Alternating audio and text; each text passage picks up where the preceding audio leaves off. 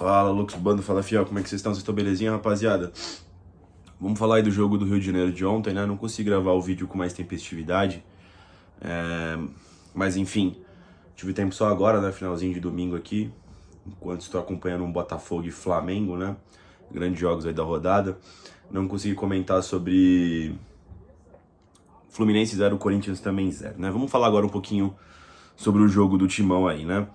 A gente estava com muita expectativa para o jogo, né? Não necessariamente de uma grande partida, mas que a gente pudesse sair vencedor para poder espantar a questão da zona de rebaixamento, né? O Corinthians não conseguiu vencer o Fluminense, a gente ainda saiu da zona de rebaixamento, né? Tudo bem que o Vitória ainda não jogou, mas já é um alento mínimo, né? A gente ter saído da zona de rebaixamento. O ponto é, o Corinthians precisa vencer partidas, cara, assim, independente de ter feito até que um jogo decente, um jogo digno no Maracanã contra o Fluminense, a situação que a gente tá, a torcida espera vitórias do Corinthians aí, né? Pra gente, cara, dar realmente sentir um pouco de alívio, né, no Campeonato Brasileiro, né?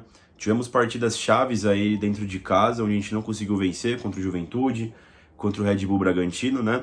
E acaba que a pressão vai aumentando e a gente vai ter que recuperar esses pontos em algum lugar, né? No caso, tinha uma boa oportunidade contra o Fluminense, que também está em evolução, né, no ano, desde que chegou o Mano Menezes, né?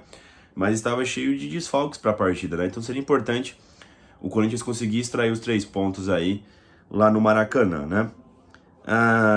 Como que o Ramon Dias montou o Corinthians para jogar lá no Rio de Janeiro, né?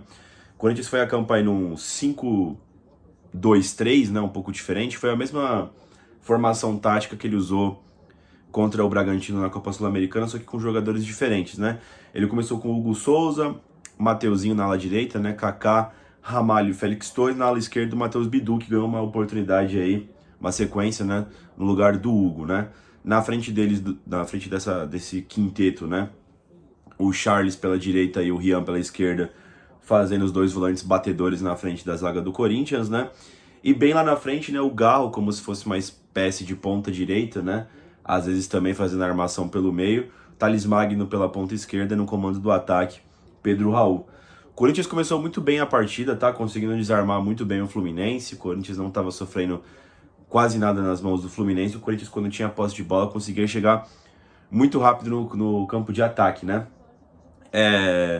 Teve uma metida de bola, acho que foi do Thales Magno, se eu não me engano, ou do Garro, pro Pedro Raul, que ele saiu cara a cara com o goleiro do Fluminense, e sentiu um puxão no braço, parou de correr, né, cara? Fiquei puto, o juiz não deu falta. Eu, sinceramente, acho que não foi falta, tá? É aquele puxa-puxa normal ali de tentando ganhar espaço. Eu fiquei mais puto com o Pedro Raul, que era uma boa chance, e ele não tentou finalizar, né? Sei lá, depois vê se foi pênalti ou não, se foi falta, enfim, né? Fiquei um pouco puto ali, que era uma chance de ouro do Corinthians na partida, né? Teve também um outro contra-ataque que o Pedro Raul mesmo roubou a bola do meio-campista do Fluminense, saiu em velocidade, esperou a movimentação do Charles, né? Ele rolou pro Charles e bateu, mas bateu fraquinho.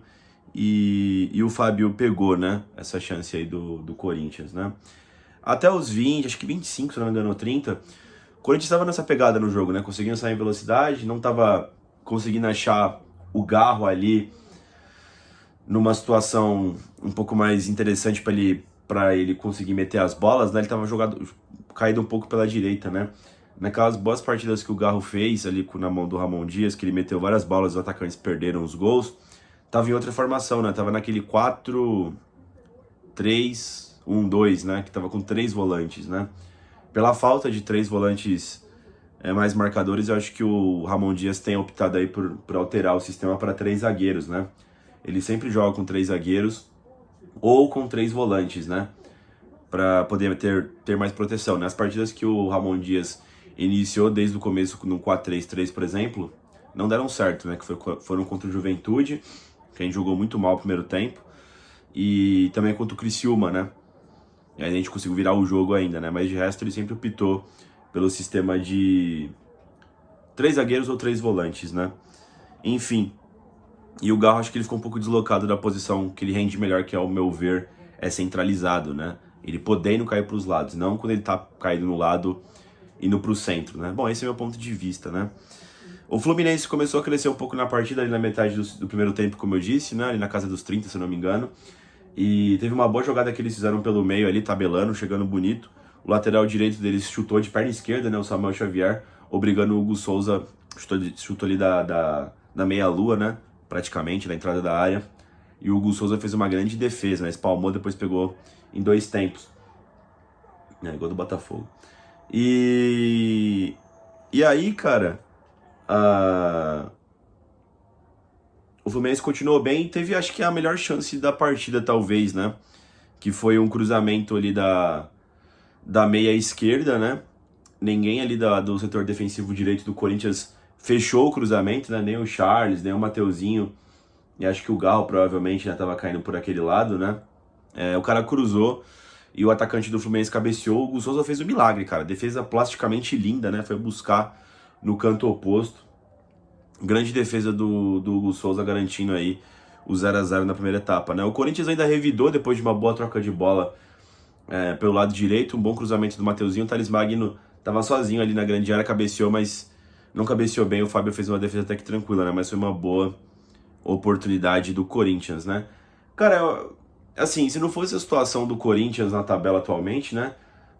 A gente falaria que foi um bom jogo do Corinthians, de fato foi, né? Pelo menos, desde que o Ramon Dias chegou, o Corinthians ele tem mais cara de time, né? É um time que compete, um time que briga, um time que não concede tantas oportunidades para o time adversário, né? O problema é que a gente está subindo uma montanha que a gente mesmo criou, né, pro Corinthians, né? Com decisões ruins, né? A gente chega nesse momento do Campeonato Brasileiro com a arma na cabeça, né? Então parece que nada tá bom ainda, né? Pela questão dos resultados mesmo, né?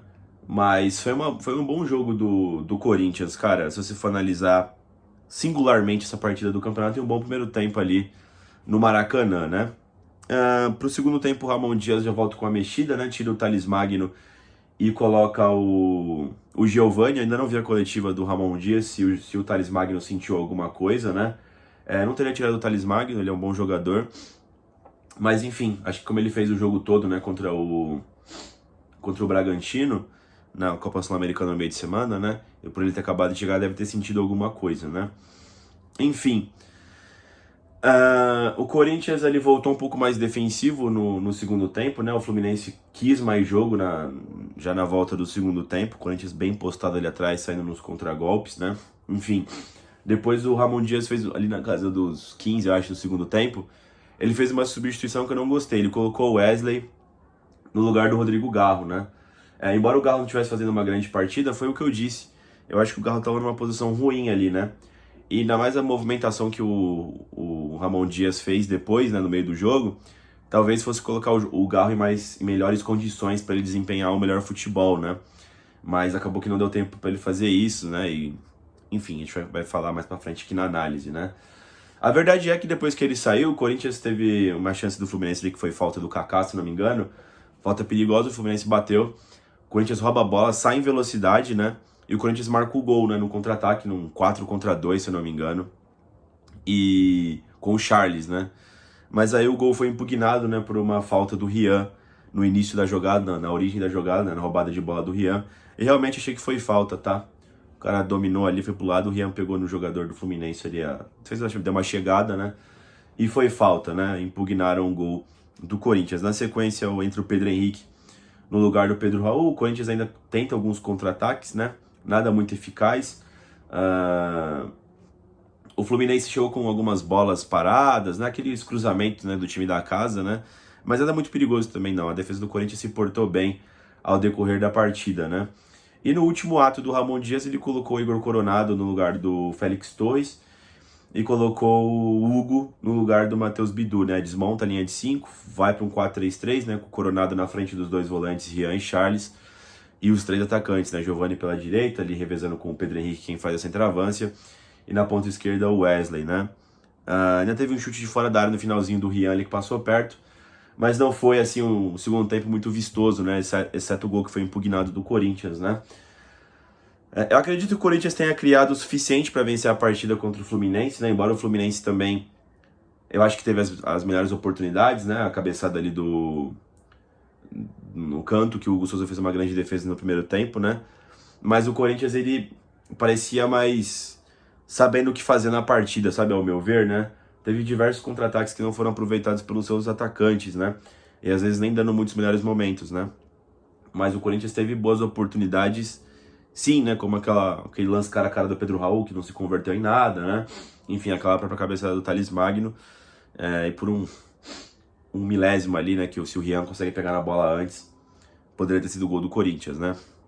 Não foi uma grande partida de futebol, mas o Corinthians esteve bem postado aí durante todo o jogo, né?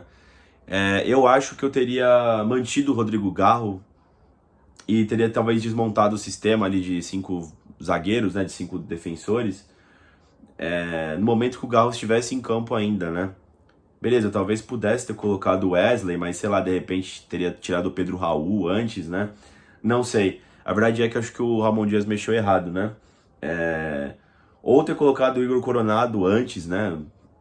Pra ter ali um meio campo um pouco mais criativo, não sei. É um puta dilema também, pessoal, porque assim, eu venho falando aqui pra vocês, né? Eu entendo talvez a omissão algumas vezes do Ramon Dias de jogar com 2 meias e tal pra buscar a vitória. Até acho que é um pouco mais seguro quando ele faz isso no segundo tempo, né, do que quando ele inicia a partida, porque é só você analisar as partidas prévias do Corinthians mesmo. O Corinthians não joga bem quando desmonta a linha de 5 lá atrás ou joga sem um dos 3 volantes, né? Eu acho que é um negócio meio que constatado já, né? Pô, pra quem tá vendo jogos, eu acho que fica fácil analisar isso, né? O Corinthians, ele fica exposto quando joga assim, pelo menos uma dessas variações, né? De 3 volantes ou 3 zagueiros, né? Eu vejo muita gente reclamando, né? Que o Corinthians não pode jogar assim, nem em casa, por exemplo, né? Que às vezes o Ramon Dias joga desse jeito. Mas a gente tem alguns cases aí de insucesso, né? Como, por exemplo, a partida contra o Juventude, né? Que a gente só ficou bom no jogo, só começou a render um pouco mais quando o jogador do Juventude foi bem expulso lá, o goleiro deles lá, né? Mas até então, o Corinthians não estava bem na partida com um time um pouco mais ofensivo, né? Mas enfim, rapaziada, o Corinthians chega a 22 pontos aí, dormiu fora da zona de rebaixamento, né? O Vitória não sei porque não tá jogando essa rodada, não sei se vai jogar ainda. A gente vai jogar ainda contra o Cruzeiro na segunda-feira, né? Se eu não me engano. Ou é domingo agora, sei lá. Não sei se tá jogando agora. Mas por enquanto o Corinthians dorme fora da zona de rebaixamento, né? Tem a questão dos nossos adversários estarem com partidas a menos, né? Como o próprio Vitória que ainda vai jogar, mas é nessa rodada ainda, né? Acho que o Fluminense tem um jogo a menos, né? Mas o ponto nem é esse, rapaziada. Tipo, o Corinthians não tem feito sua parte, né? Por exemplo, o Inter tava com 10 jogos a menos aí, mas eles venceram acho que nos últimos 11 jogos, né? Hoje perderam de novo pro Atlético Goianiense. Isso não quer dizer muita coisa no meu ponto de vista. Acho que a questão é mais do Corinthians com o Corinthians, né? O Corinthians agora tem uma sequência dificílima, né? Domingo que vem tem o Fortaleza no Castelão, que é o líder no momento do campeonato, né? Jogo duro. Tem uma sequência de Botafogo e Flamengo também. Acho que contra o Botafogo é no Engenhão e contra o Flamengo é aqui em São Paulo, né? Mas assim, são jogos difíceis também.